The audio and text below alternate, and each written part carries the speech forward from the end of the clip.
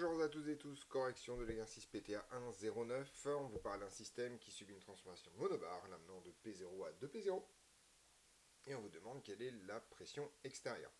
Alors ici, on va avoir une conversation sur le vocabulaire. L'exercice est extrêmement simple, il se fait en 10 secondes. Mais on va d'abord parler des choses. On parle ici d'une transformation monobar. Monobar, ça signifie donc qu'on va pouvoir échanger du volume au contact d'un unique réservoir de pression. Donc ici, monobar ne veut absolument pas dire isobar. Le système d'ailleurs change de pression. Il passe d'abord de P0 à 2P0.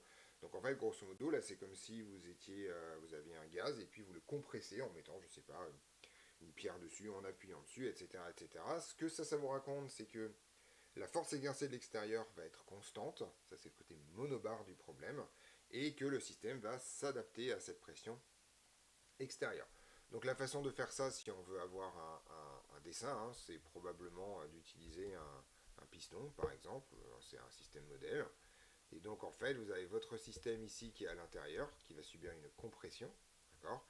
Et par contre, l'extérieur est à une pression que je vais appeler P extérieur pour l'instant, puisque je ne veux pas spoiler la fin de l'exercice, voilà.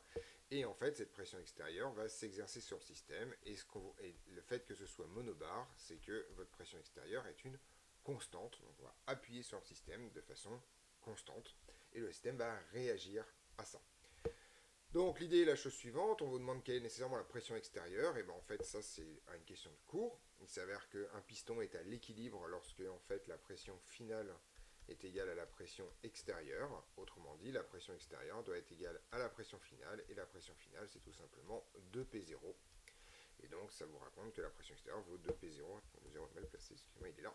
Voilà, pression extérieure est donc égale à 2P0, ce qui répond à l'exercice. Donc l'exercice est extrêmement rapide, mais ça vaut le coup de revenir sur ces notions de différence entre monobar et isobar. Là, on retiendra donc de manière très générale que monobar c'est différent de isobar, puisque isobar vous donne une information sur votre système et les transformations qu'il subit. Monobar vous donne une information sur l'extérieur du système et ce avec quoi il est en contact. Donc on n'a pas du tout le même